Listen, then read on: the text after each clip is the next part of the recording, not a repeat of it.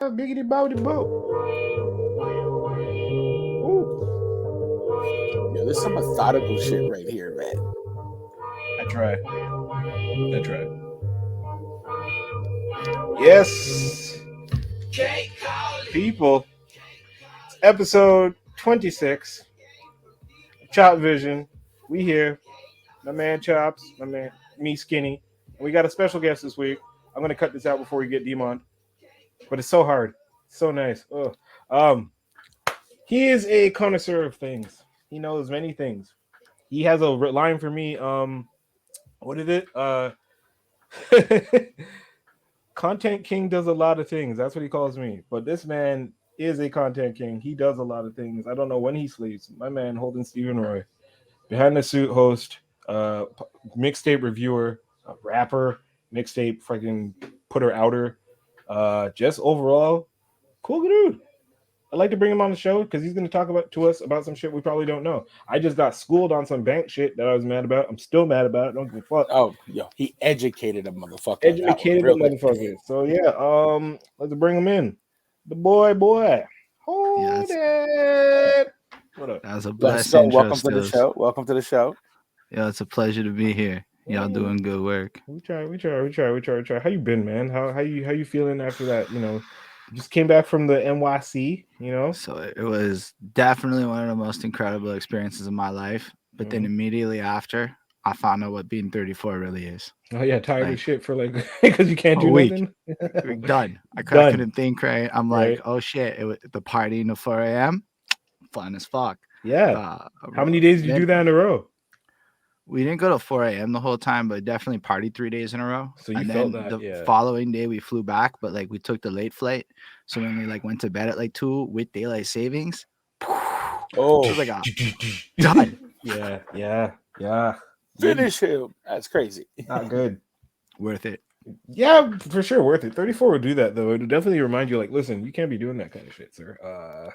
Your body needs to rest after one of these outings, let alone 3 in a row. You can't be doing that at all. But you in New York City, bro, you maximizing. You're not thinking in normal time. You're like, bro, if the city don't sleep, why the hell am I gonna sleep? I might miss something. It was 12:30 on the third day of partying at the bar. I'm dead, and then Poison Pen, the battle rap legend, walks up. What the fuck are you gonna do now? You're going to get the fuck up, and when he buys the round, you're going to drink the round. Next thing you know, it's 4 a.m, and you're at White Castle, and you're like, this is a good night. That literally sounds, that's a great night. Yeesh. What is New York like in 2021? Mind you, I haven't been to New York. The last time I was in New York, there was no Wi-Fi. Say a word. There's Wi-Fi, but selective Wi-Fi. All right. So it's not like there's Wi-Fi everywhere. So you go to Manhattan on 3rd Avenue. The whole 3rd Avenue has Wi-Fi. Just free? But nothing else. Yeah, they grabbing your data and shit for sure. But but I'm the States already got my data. I don't live in the States. It's easy for them to get my data.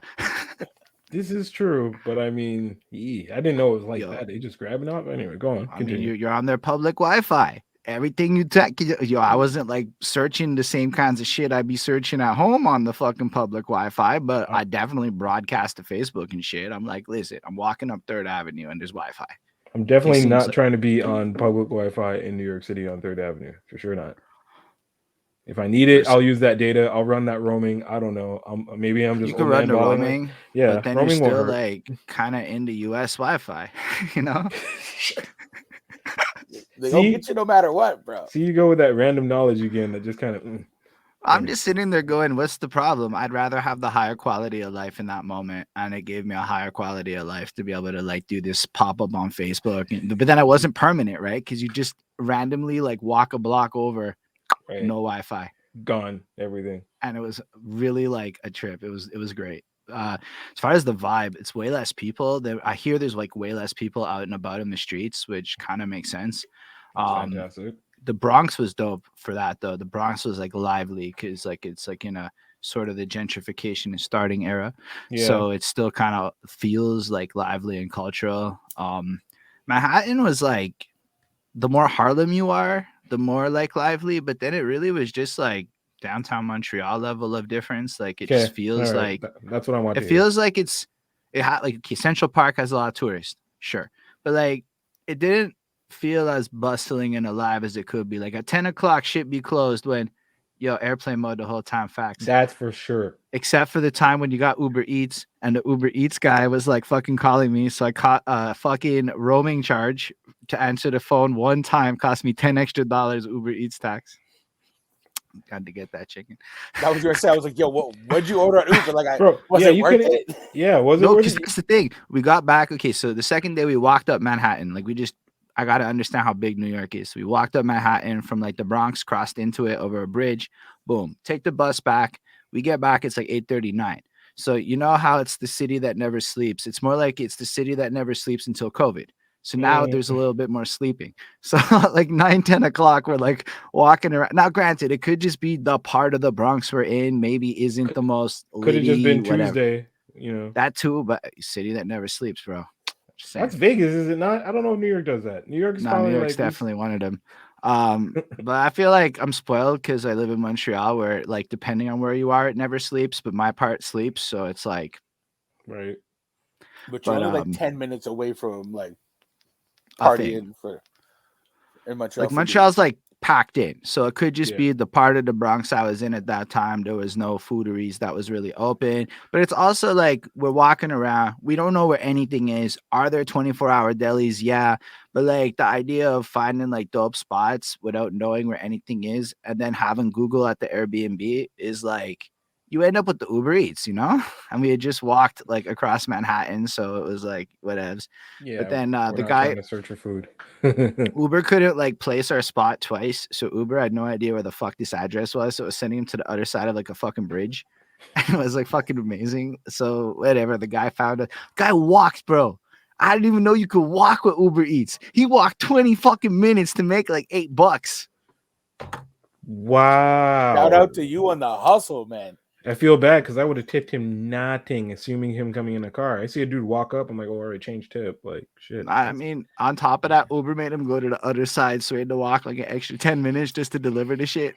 And I'm like, bro, this is wild. He's on foot. Bonnie's like, he can't be on foot. And I'm like, no, he's on foot.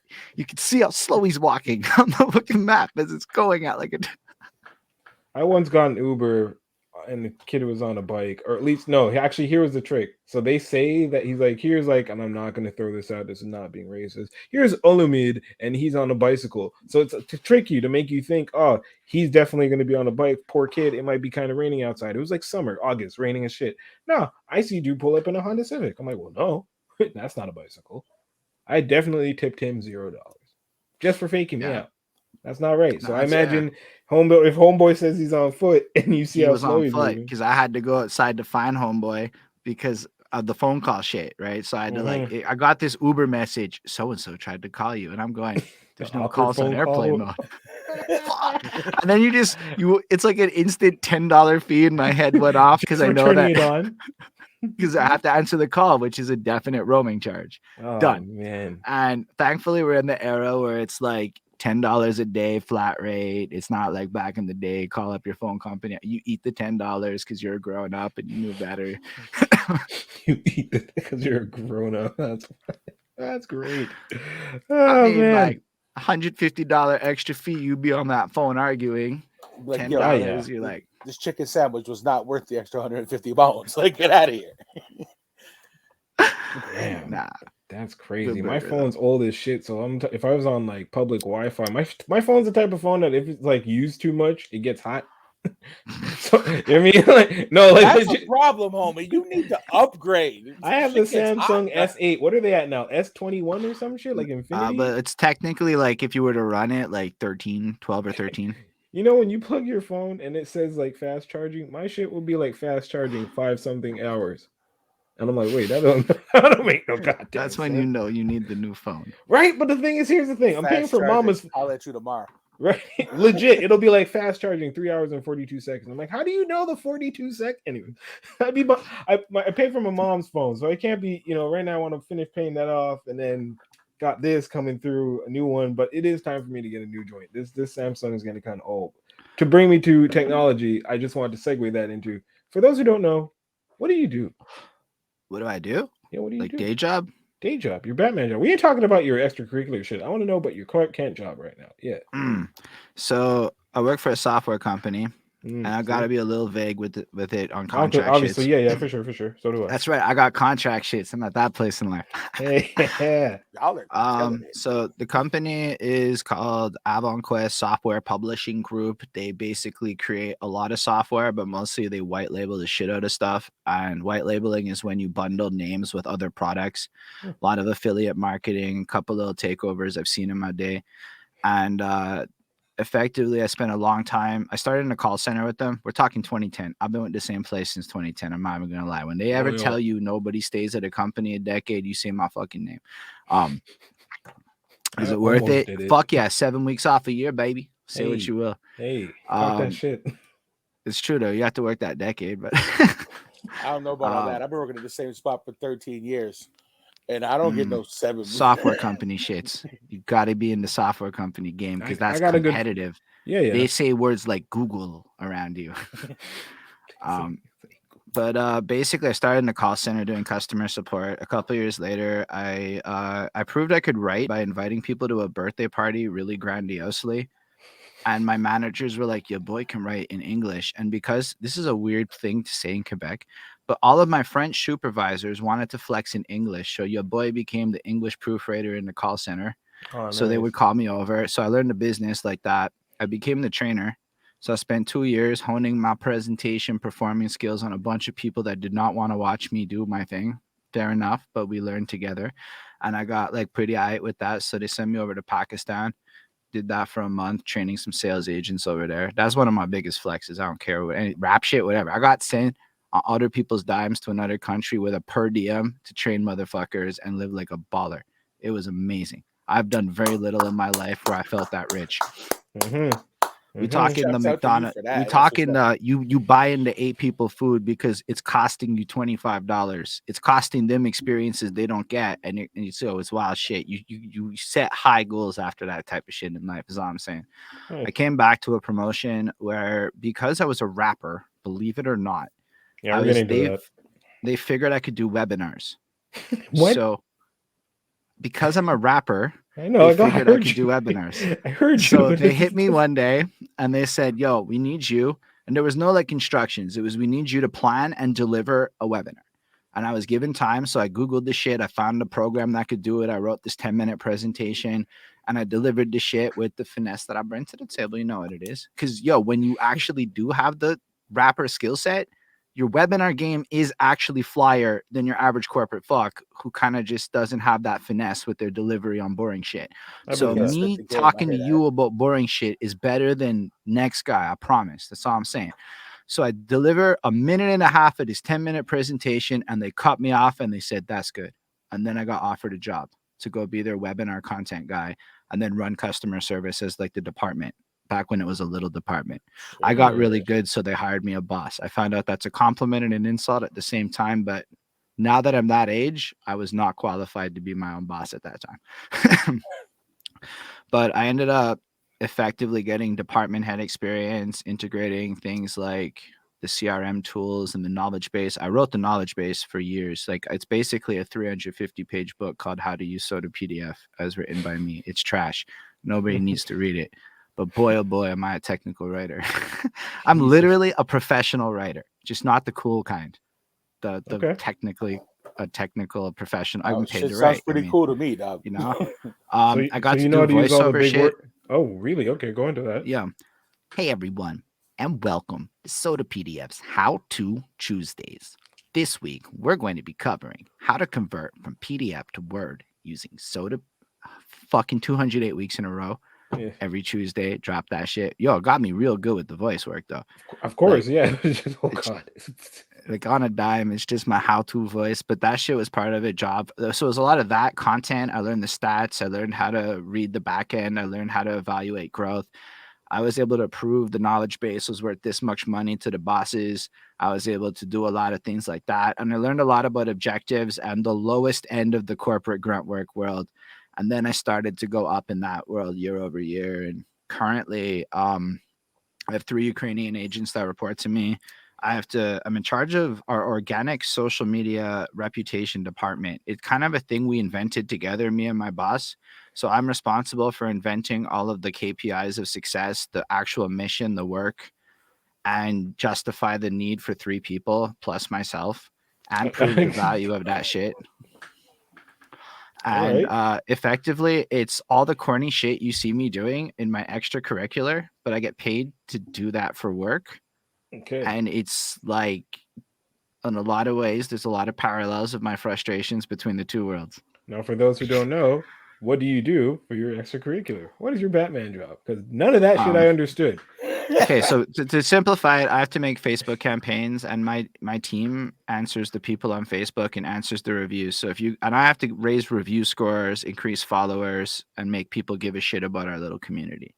I'm the creative, fun guys that like plans campaigns and then also does the logistical bullshit. So let's say we ever, yo, what's up, Kiki G?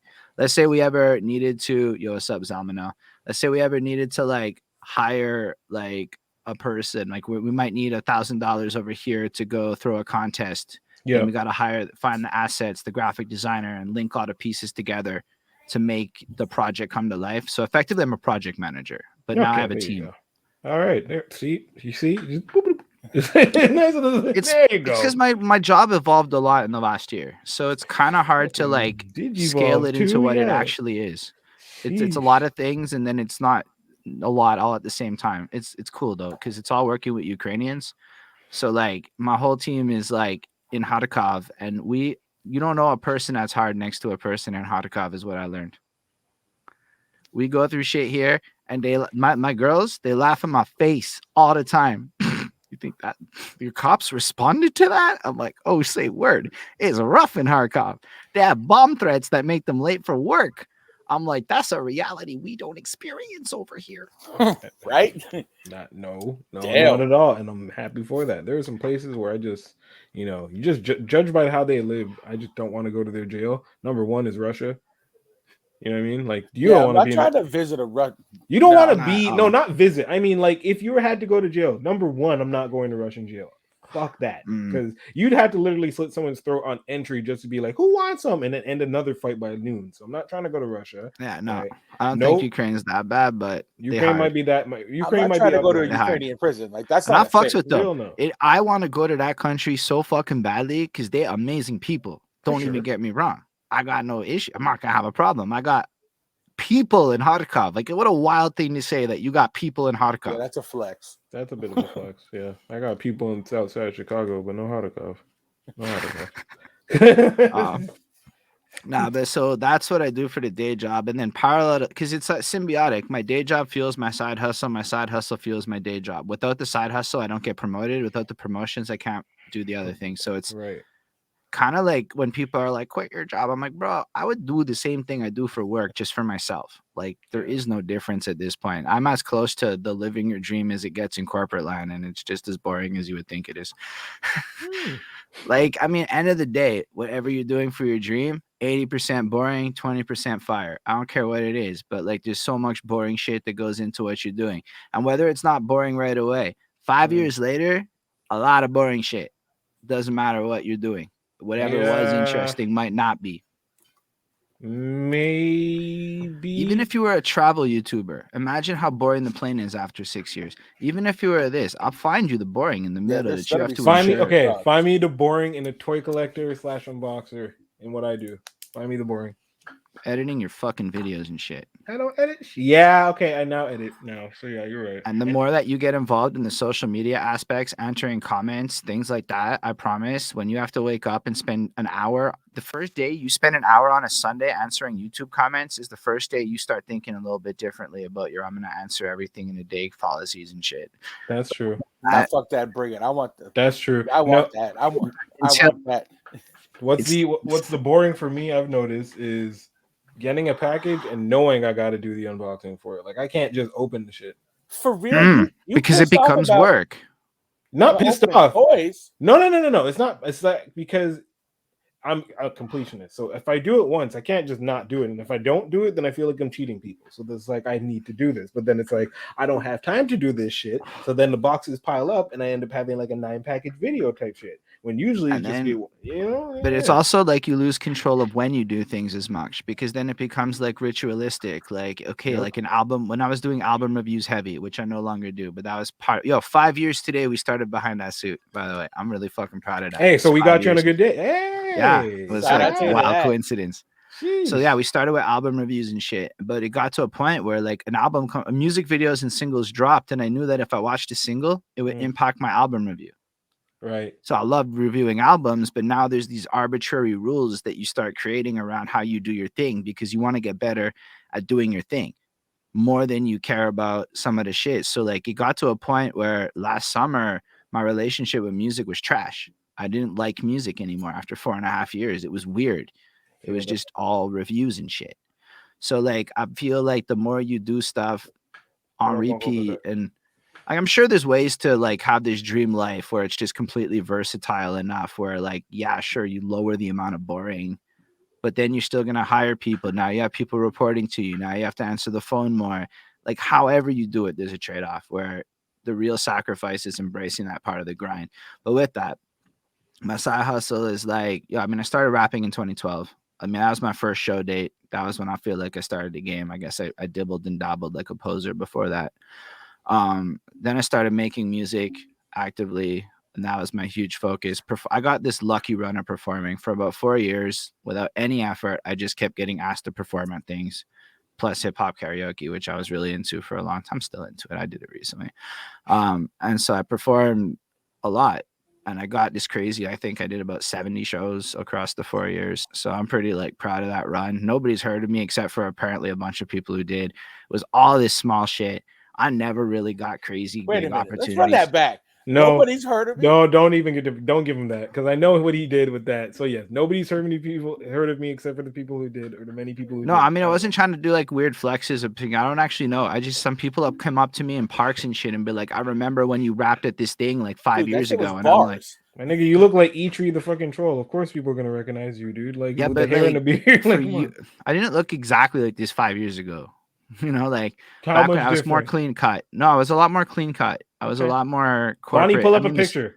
No, the suit's there for real, but I was a lot more clean cut. It was no giant beard. It was like cleaner. Okay. And then I started this look actually when I got more into YouTube. The suit was always there, so people did remember the guy who rapped in the suit. I'll give you that was standout. And I do believe I'm a fucking weirdo, white guy, all the things that can go into it that would make you remember the fucking me in a suit, fucking rapping at 2 a.m. or whatever. But still, to hear people say it all those years later after like you don't know it, right? It's not like in the process of 7 years, people be giving me all these fist bumps for these great shows I did. It's not. It's more like you do this shit. You never hear from these people again. You never see from these people again. And then one time you notice flip stars in your fucking footage one time. And you're like, what? And you notice it. Yeah, I was at hip hop karaoke and Flip Star is so fucking noticeable with his glasses and shit. He watched me do ADHD with Chris Chrome at hip hop karaoke. I have no idea who Flip Star is. Please educate me. You should know him. He's one of the better album makers in Montreal, rapper. Like album makers. That's for all the people that talk about all right, let's go. Flip concept albums and shit. Mr. Flip Star, he does concept albums, and I really appreciated what he does with it. And I don't know that a lot of people do take the time to make concept albums to the level that he takes the time to make concept albums. Plus, he included a lot of Montreal people. He has this like 9-minute Montreal anthem, something like "We're All We Got," and it features Logics and a bunch of other people. And like, I'm really impressed with him as an album maker. But seeing him in the crowd after, it's like this realization, oh shit, maybe more people did see me than I thought. Because basically by 2016, I would argue the more pay-to-play side of things had picked up heavy, and the free opportunities for, you know, late 20s me to go fucking perform are drying up. Maybe it had more to do with me being in my late 20s and not going to the right places. In hindsight, maybe I have to accept that. As I hit because I started late. I was 26 when I did my first show. So I'm performing with like guys like Chrome, when he's 17 in the French Connect at the same bars, like back in like 2012. I'm like an old guy with all these 18-year-olds and shit, right? That's a real thing. That's how it went down. Bookworm was the guy setting up this shit. Makeway was like around, like it was when Brandon was in the very beginning of his shit. You're legit right after me. I was like, I fucking swear. A lot of y'all. Done. Yo, I realized at one point during these interviews, I missed being part of that wave by 2 years. Yes, you did. Just 2 years. Yep. Had I been 2 years older, I would have been in Sage with guys like Basics. Yeah, probably. Oh, when was Maybe I in on Abbott? Like I was a Van Wilder of that shit. I was in Abbott from 2003 to like 07. Fuck. But then I I started. We were at Abbott at the same time for sure, because I did 05 to 08. And I think we established that at one point that we were definitely at Abbott at the same time. We were there and we've crossed paths. I just didn't see you, and then did my thing at Concordia, kind of toured, left, and then came back, and here I am. I went to Concordia for a year and dropped out because I was in psychology before the fast track program, and it was like 10 years of debt for $50,000 a year. And I ran the math and I said, this is a really shit trajectory. And I dropped out and I joined that call center about a year later. And I still Can we talk about that? Can we talk about how university doesn't really actually do anything? No offense to people who've graduated from university, gotten their master's, done something, but there's a caveat. The paths that require it, such as doctorism, yes. I'll real even shit. Go as far as to say, like, shit like business school has value for the network, because you know what they don't tell you about university? It's not about the education.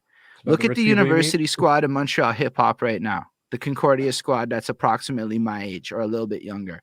They run all the festivals now. They get all kinds of grant situations. There's a whole collective of them that went to school together. They were part of Hip Hop Concordia. I don't want to go too deep with names and shit, but they run a lot of things together. And because of the proximity and network impact of going to university, it's worth any amount of debt, I believe, that these people incurred, regardless. Does that segue into Just for Laughs too? I don't know. I can't go that far with the speculating. I never thought about it, and I'd have to like know what you're talking about, more details. More or less in terms of organization of those like events and the parties. I just believe that the network effects is powerful. And let's be real, every time somebody hires at your company, they're not asking the outside first. They always ask the inside first. So you go to school, you hang out with the same 5 people, 8 people for 4 years. You party together, you hold each other's hair up and puke. Whatever. I'm just giving examples. Yeah, I know it's not you, but I figured you know. I know. But like you get the whole like camaraderie of shit. Like I even skipped Frosh because I was like, fuck that. I'm gonna work an extra week. Wow. Because I was like not thinking, because my head was never in university. Like I was never really in it, you know, like I never cared. Sage Up was done. Sage Up was a weird experience. I loved it, but then it ended, and then university started, and it wasn't Sage Up. Sage Up's lit. University is not litty. I'm sorry, but like Sage Up, you should go to Sage Up even with no aspirations of education. I believe that 300%. Don't have to try. Yeah, because I got all the major.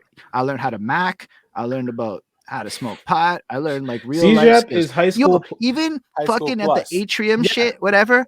I saw David Hodges fucking rap for the first time, and that shit made me think I could rap. And then I did some karaoke shit where I did Forgot About Dre with fucking this next dude, and he sucked. So I picked up his shit, and all the people went nuts when I went ticka ticka ticka slam shady, and they all fucking like the whole black corner jumped up, and I'd never seen that before.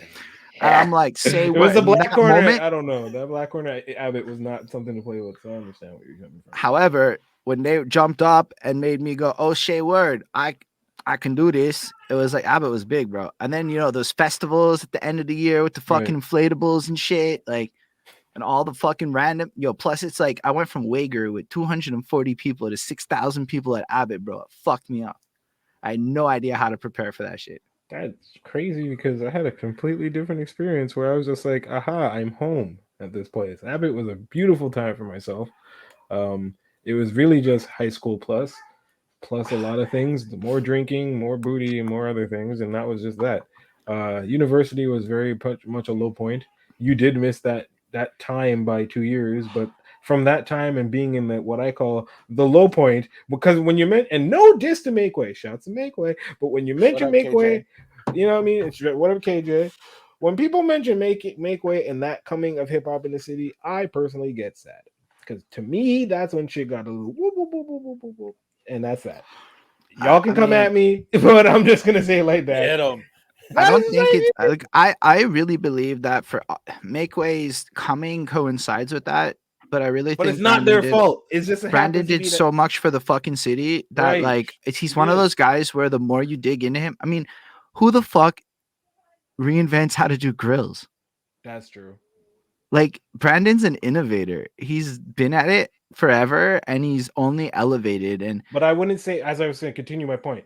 It's not that it was make way, it's that the artists that came, like a lot of them motherfuckers. It was that internet era shit. I'm basically part of that wave that you hate, and I get why you hate it. Because back in 2012, you would have fucking hated me. I was arrogant as shit. I had no idea that Rico Blocks was just me.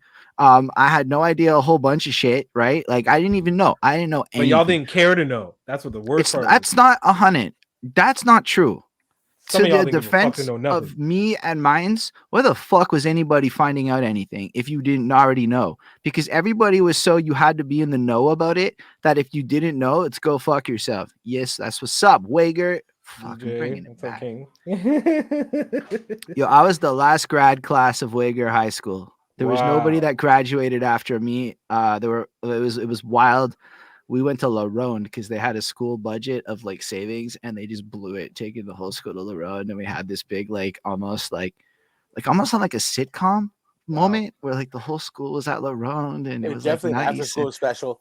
Yeah, that's we definitely were all an like episode of really something. good friends, and we weren't, but we were.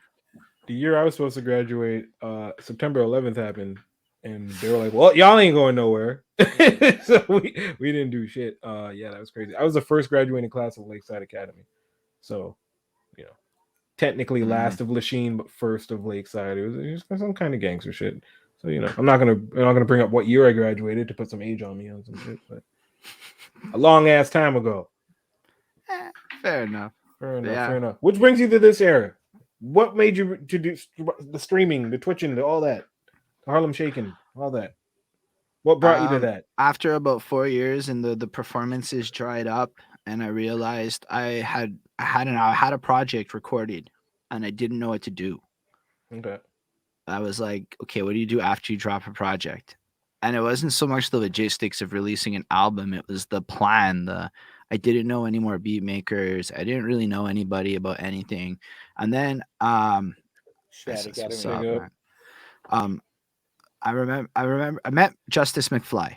That's basically what happened, I suppose. I'm at work and I meet Justice McFly, but by his non-rapper name, all governments. Yeah. And it's around the time he shot the 8 Mob video where they're in like fucking trailers and shit. I was working with him in Day Job Land while he shot that video, and I got like a little him talking about it back then. He told me a whole lot about a whole lot. And I remember him vividly telling me I don't want to be a rapper. I think he was wrong, but I get what the fuck he meant now. He's like, trust, the game is not what you think it is. You don't want to be a rapper. I still want to be a rapper. It is what it is.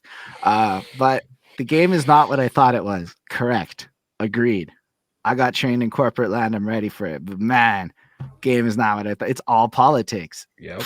The whole game is just politics. Skill is like, super small. He taught me about SEO. And this is back at the end of the golden era of YouTube. So it's 2016. Back when there's real YouTube money out, and I've had started 1 year earlier, I could have had real YouTube cash on my strategy. But I started YouTube money ain't shit now. YouTube money ain't shit, bro. I make 20 a month.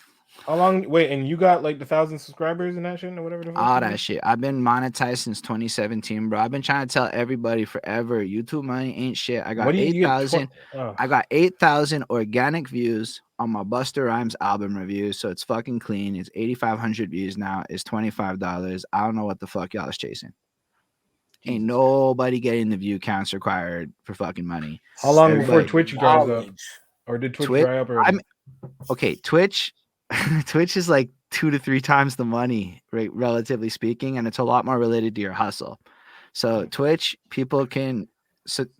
YouTube, people go in as AdSense shit. I made more on Patreon than I made on AdSense. Because right now there's a dude giving me $25 a month to be me. He told me he doesn't even care. He just believes in my mission. So here's $25 a month, and he's paid out $100. So that's 4 months. Shouts out to him. That's what's up. Straight up. Fucking Maddie C, the manager of Lucius P. Thundercat. God damn. Okay, so You need to get on So Patreon. is, but Twitch has like a Patreon built into it. So that's the subs. You guys, I'm trying to tell you, go and fucking push your fucking Twitch. Fuck your YouTube. Because YouTube will not even let you use copyright, but I make money on copyright and shit. I get in trouble. Facebook's gonna ban me from posting soon. Actually, it keeps kind of giving me subtle threats that from videos I made back in the day. Actually, I got a strike. I got a fucking strike. I got a strike on YouTube this year because of a URL fucking battle rap we were streaming to prep for one of our interviews. Oh no. It was my first strike. They said it's a warning. It's permanent. It's never going to go away. And now every time I log into YouTube, it's there in my face like, bitch, you better never fuck up again. Oh no. And that has a lot to do with streaming.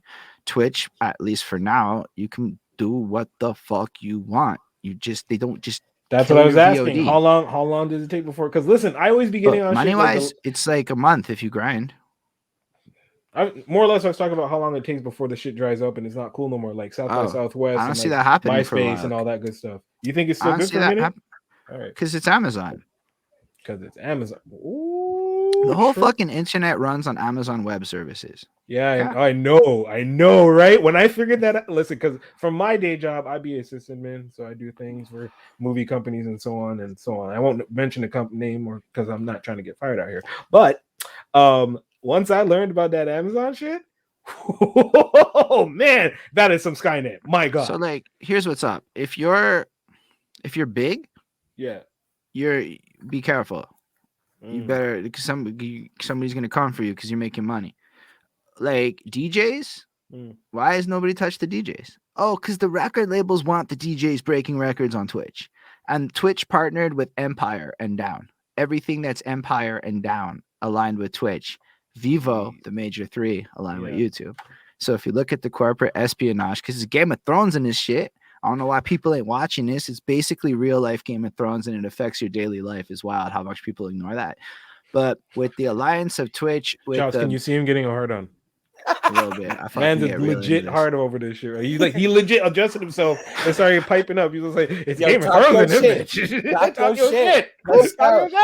Spit that knowledge. But like, let's go. So I'm new to the game, so I'm a sponge over here just listening. I know. So like when Twitch basically chose to partner with the little music labels, so like DistroKid and Empire. Empire is everybody. If you don't know, it's like if you're really big but you're not really signed, you're with Empire.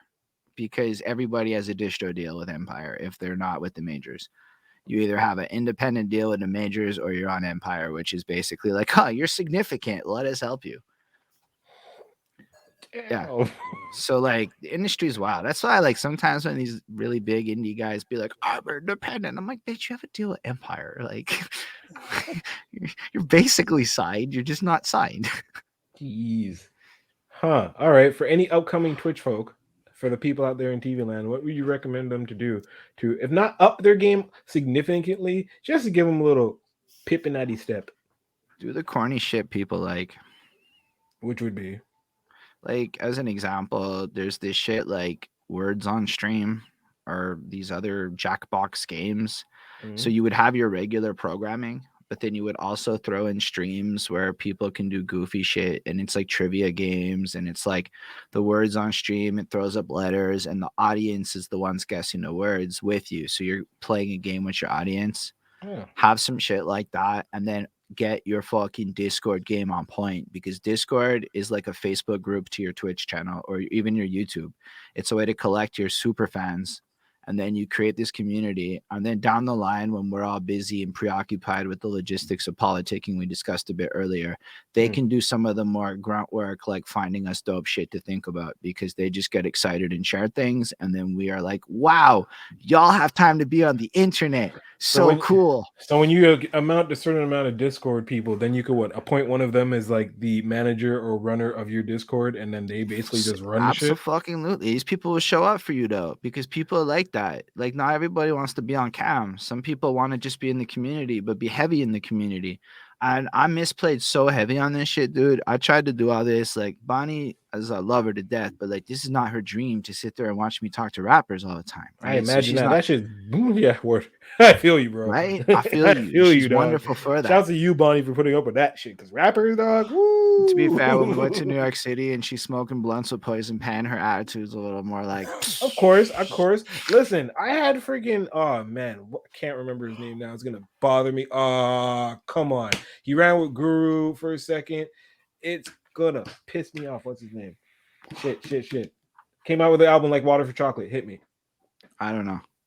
He's too old for you? You guys don't know him? Shit. Nah, probably like would know it if it clicked, but it's not clicking because my brain just wasn't ready for that. Okay, so it's all good. But either way, I've had rappers hit on girlfriends of mine. It's damn weird. So I understand when they're like, I'm not really into the rap shit, but then listen, Poison Pen couldn't take my girl. No offense to Pen, but he wasn't about to take your girl. I'm not saying that. It's like, whoa. I don't know what kind of shit you trying Nah, to... but they had their First whole of all, like that's the name of this episode. Fun. Poison Pen couldn't take my girl. That's the name of this episode. That's a good episode name. Yep, that's happening. That's happening for sure. I'm with it. Poison Pen couldn't take my bitch. That was so fucking confident. Well, I mean, I just think that like my shit's tight like that. Like if you don't believe that your girl, if you believe, listen, I know who could fuck my girl. I don't know who could. Nobody could take her. There's a couple of them celebrities where like, I probably would lose that round, but the war is mine. Okay. Facts. I mean, I can't really argue. We all can relate to that, bro. Like, I'm sorry. True. I don't know. It's a long time. You get real with yourself. She's let you know here and there. This is the celebrity I would absolutely cheat on you with. Has come out like a once or twice in a 7-year relationship. Damn. When they mention it more than once, you run out of shit to talk about at some point. You're like, so which celebrity would you sweat? All right, cool. Like 100%. Yeah, that shit comes up. I'm sorry. You get curious. I don't really have a good answer to that question. I always felt like I was ill prepared because I don't really have celebrity crushes. It was never, I think since Avril Lavigne when I'm a teenager, it's like nobody. Betty White can get it. Mila Kunis for a minute. I'm going to say that. Kunis. Nah, man. Emmanuel Shrieky, dog. Anyways, I'm I don't know what the fuck that is, but okay. Y'all Google and then you'll know. Anyways, my man, I need to talk to you about this versus that's coming up to kind of close out the show because I know we'll kind of go on about this newest versus that's coming up. It is Bone Thugs and Harmony. Yo, I didn't even know about this till you posted that. I was like, say word. Versus I saw it. 3-6 Mafia, which I do not understand at all. It's nostalgia beef, man. It's not selling tickets on 20-year-old fucking attitudes because they're tapping into like 45-year-old people's. I want to settle this shit once and for all. Because who the fuck watches verses? It's the kind of old man thing. I mean, it is. I watch some of them, and I'm an old man. I'm an old man. 40 plus. Like Willie Scandals might be the guy on my Facebook that loves verses the most. True. Like there's some of them I fuck with for sure, but the pandemic gave me, I couldn't go nowhere, so I watch some shit. Early verses was hot to me, and then once it got sold, I was like, all right, I'm done. Like it's not fun no more, and we're back. Once it turned into a full concert. With the vibe of it though. Yeah, what's like a full concert? I want to see people with terrible Wi-Fi battling it out with their shitty MP3 system because you realize Americans got garbage internet. Holy. They got doo-doo internet in the States, boys. So you really have like a Ludacris with a good like terabyte internet connection, cable type shit. You got like a Nelly with I don't know what was going on in his side. It was trash. So like, yes, it is like an old man thing, but this one that's coming for the record, that was a good time. I really enjoyed that one. That was hard. It was a great time. Bro, and then Nelly's like fucking first album is one of the first albums I owned. Damn.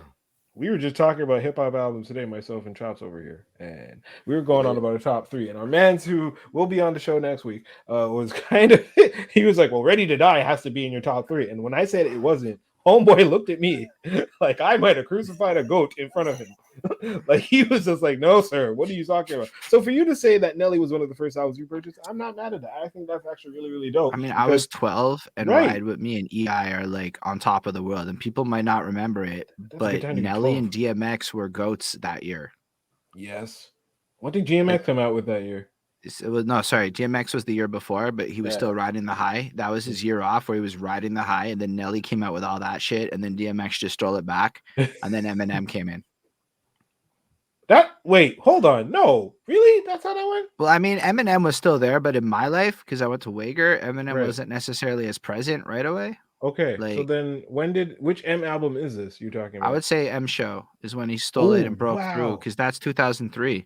You're talking about M Show? Holy fuck, 2000. Okay. Maybe. It's like some Shady LP drops, right? And like, you still had to like rap, right? It's not like my mom's was letting me listen to that shit and whatnot. Yeah, shit. But by 2000, but then 8 Mile comes out. And 8 Mile changed the game. That was like some movie shit. And now my mom, like we saw 8 Mile in theaters type thing. So now my parents be a little more acclimated. Now when Eminem comes up and shit, I was able to get the edited versions of albums and shit. Jeez. Well, hot damn. All right. I mean, so that's why Nelly's there for that for you. I'm thinking about being 12. Yo, my mom loved Ride With Me, bro. I got a full pass on that. They never listened to that shit. It's true, right? They didn't know how hard that. I didn't even know how hard that album introduced me to shit. I had no idea what the fuck he was talking about 2 years later on. Yep, that's what they did. Hey, envy what cake will do. Fuck the game. Don't let the game. I'm like, yo, I don't know what any of that means when I'm like 12. Remember the under-edited version of fucking EI? Holy shit, that was just not at all the song. Give head right, Nelly there. Yeah. Anyways. But yeah, as for Bone Thugs and 3-6, it's that. It taps into these people because once upon a time, and they all came out like... I feel like it should be UGK, though. But they weren't in the beef because what happened is that in 93, both of these dudes appeared on the scene with their first EPs with triplet flows and shit. Okay? That's really what this is about. Is who's the triplet flow mumble rappers of that era? Let's be fucking honest, because they basically were doing what Migos and them were doing in the 90s. I'm not going to say it's mumbling, but northern people call southern shit mumbling. Yes. Kind of what happened. It's not actually mumbling. No. It's that northern people are kind of a little bit racist about their interpretation of southern accents. So all the mumble rappers seem to always be southern guys, if you really think about it. I've been thought about it. I just don't mention it because, I don't look like you. You can say that shit. Niggas will shoot me. I mean, it's something I realized along the way because, sometimes people be like, wildly, this person's mumbling. And I'm like, no, they're very clearly enunciating. They are. Every word. I understand everything Lil Baby's saying. Not exactly. It's that southern drawl. Exactly. Yeah, but then I looked it up and it's the southern drawl, and I realized us northern, because I had the same problem in customer support land. They used to be like, you speak too quickly. And I'm like, we do. We speak mad quick and we enunciate a certain way up here where it sounds mumbly to listen to certain, especially fast southern. This is when it's the southern drawl sped up. That's what these guys are doing. And that's why it sounds mumbly. But it's not actually mumbling. It's just the southern drawl sped up and, whatever. So back in the day, you have fucking 3-6 Mafia dropping their hugger the booger, the horror core, demons and everything, comment together with, and they had a vibe. And at the same time, you have Bone Thugs with the horror and everything, a little quicker, a little more Bone Thugsy, a little more busy bony. Yeah. And they're basically doing the same fucking thing at the same fucking time in 93, and their fans start talking mad shit. And has literally, they don't know who each other is. One day Bone Thug shows up in the South, I believe it goes, and the fans are like up in their face, like, you fucking jack their styles and shit, blah blah blah, fuck all of y'all. And you know how this goes when you're a 90s rapper. It just starts a thing. And so now you have like later on the like subliminals, because like Art of War is full of subliminals, bro. Like that shit is just subliminals for days. And I'm willing to bet that if you go the other side, you're going to see how there's a bunch of subs coming back at Bone Thugs. But it was really like the fans that egged this shit on. Fans, the media, whatever. When you listen to their interviews, because I watched the Art of War documentary, and like they were describing how they had no idea who the fuck they was. Like none of them had heard of each other, but everybody just thought they jacked their shit because there's actually a scientific principle where by sheer coincidence, two people will create the same piece of content at the same time because they got influenced by the same random things in different locations, and it'll happen on YouTube. You can, I don't know the name of it, but multiple occasions have happened where two science YouTubers are dropping the same topic on the same fucking day or a day apart or whatever. So that's kind of what happened with Bone Thugs and them. Sheer random chance. Because how the fuck would they have heard of each other in a pre-internet? One of them up in like fucking Ohio, northern, and then the other one's down right. Yeah. So Cleveland, the other one's is down Memphis, and it's like, how the fuck are they gonna know each other? It's not like it is now. Right. So like it just happened. And triplet flows, let's be fucking real. The Schoolie D or one of them dudes in the 80s was dropping triplet flows. Anyone wants to be fucking real and run it back. Everybody think they know things because nobody does the history. But I didn't know shit. So I did a lot of history digging. Fuck yeah, all right. I still don't know shit. I barely know any of this shit. You seem to know a lot because you definitely schooled me on that whole situation. In terms of this verses that nobody really cares about or really wants, I mean, I kind of care, but you know what I mean. I just want to see Bone Thugs do their thing. I'm like, and to be fair, I kind of grew to really like 3 6 Mafia too, and the whole Memphis sound is so independently. It's like two of my favorite sounds going at each other, and I'm gonna be like in for a treat. Right? like I couldn't care less about the beef. I mean, I'm sure these guys is friends now. They're definitely friends. For sure, friends. I don't know if all of the Bones are friends with each other, but like collectively. You think we're gonna get all 5 of them? Busy better be right, because listen, there's no first of the month without him. Let's be fucking real. It's all 100%. About the bag, 100%. But do you think he's gonna make it? If the bag's right, Busy there all night. But he's gonna steal the show. Like that's a Busy thing. To be fair, everybody doesn't know how good Crazy is because Crazy held down Bone Thugs. Crazy, if you go to Art of War, he did Thug Mentality 1999 and all the hooks on Art of War. Right? Nobody worked like Crazy. Flesh and Bones, Wishbone is highly underrated because I think we don't really like pay attention to how dope his voice is. I know back in the day he was the slow rapper, so I didn't give him a chance. But then as I learned to appreciate singing, it's like, yo, Wishbone's like a key element to this shit. That really completes it with the harmony part of it. Is he the one who did the hook on Crossroads? I think they all did the hook. Nah, there's one who's more prominent on Crossroads, and I'm pretty sure it was where you have like Busy Bone doing the the mid part, but then like see you at the crossroads, so you won't be lonely. That's fucking Wishbone, right? Why'd you make that shit sound? No, I think it's Crazy that does. I didn't mean to take it out because that's how I sing. Nigga, fuck you. No, because I think no, I think that's Crazy that does this. So you won't be lonely. I'm pretty sure that's voice. Yeah, that must be. I think that because the deep voice is Crazy. Anyway, I haven't heard the song in a minute, so it's fucking hard for me to really do this in real time. But yo, Wishbone. I'm just like, imagine Slob on My Knob against like fucking, I don't know. I can't think of a good Bone Thugs to go against Slob on My Knob. But like, I think of is first of the month.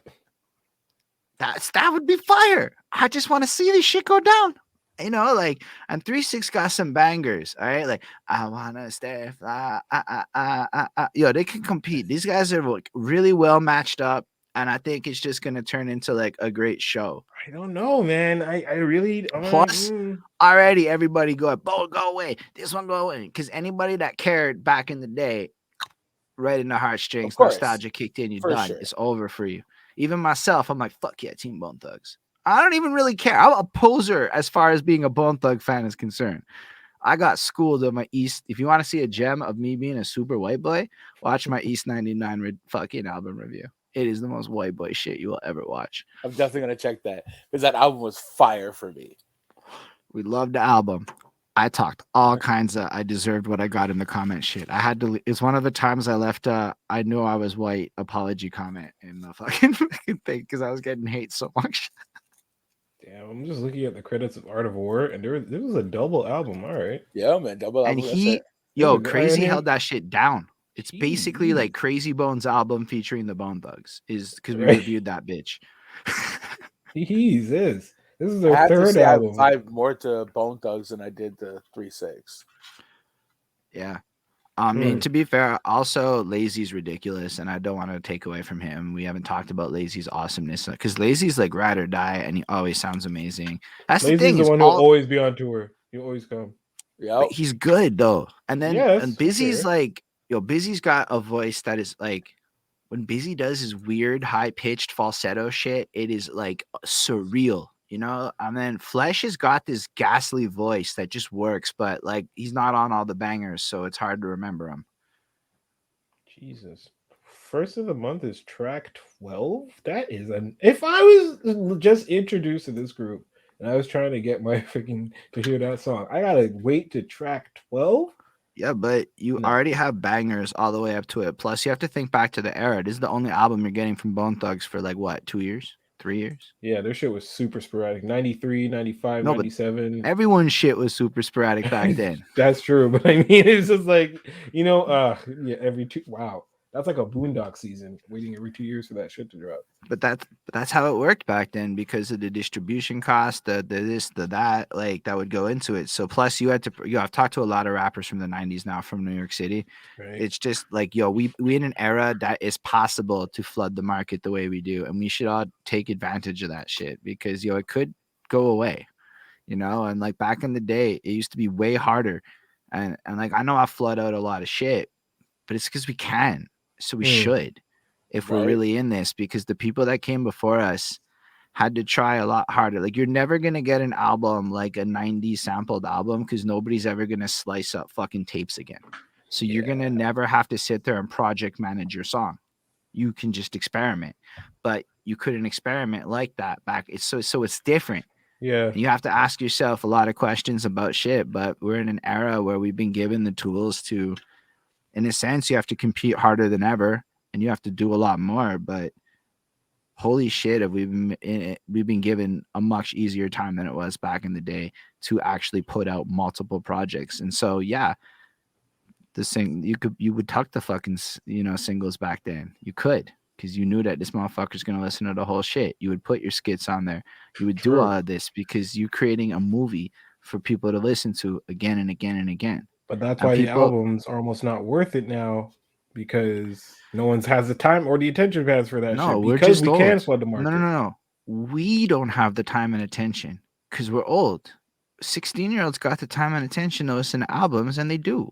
We, as artists in our older ages, are just fucking morons because we don't talk to 17-year-olds. So, legally, no.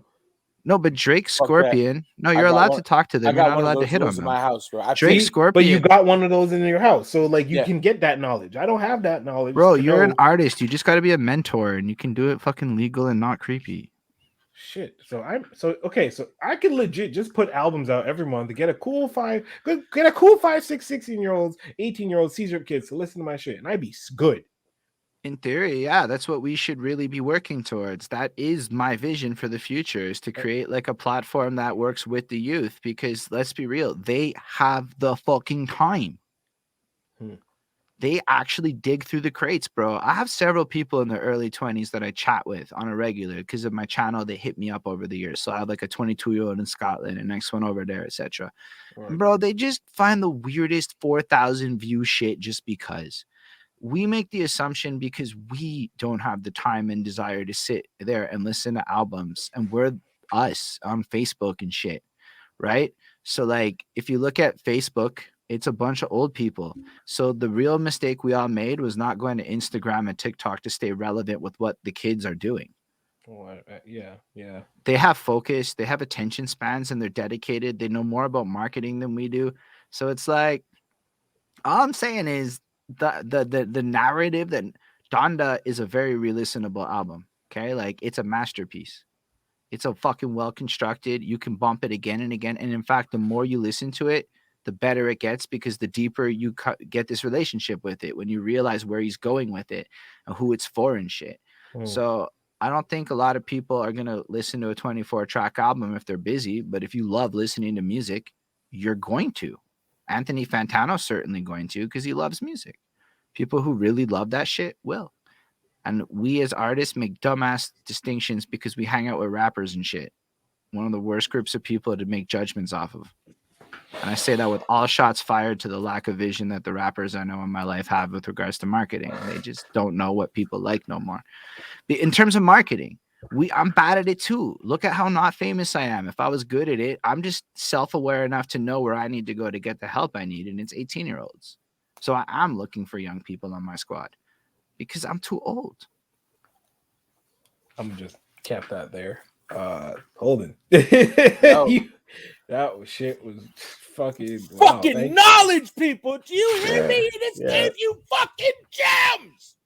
If y'all don't play that shit back and fucking listen. Yeah, y'all really need to just run this whole episode back. We got a lot of gems. Thank you, Uncle Du, for listening. Thank you, Bonnie. Thank you, Kiki G. Thank you, everybody. Thank you, all who came through.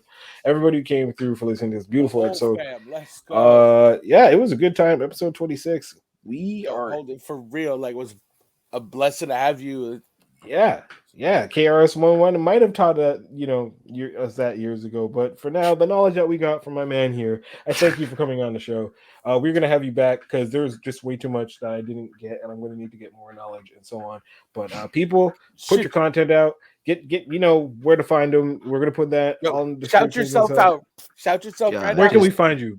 Honestly, the best place to go is twitch.tv/behindthatsuit. There you go. That's it. Or youtube.com/behindthatsuit if you don't like Twitch. All of my shit's there. And it's my name on Spotify for the music, which you can read on the screen. And that's it. All right. People will be back next week with our homie Donna Jula. Thank y'all for watching. This has been Chopvision. We out. Peace.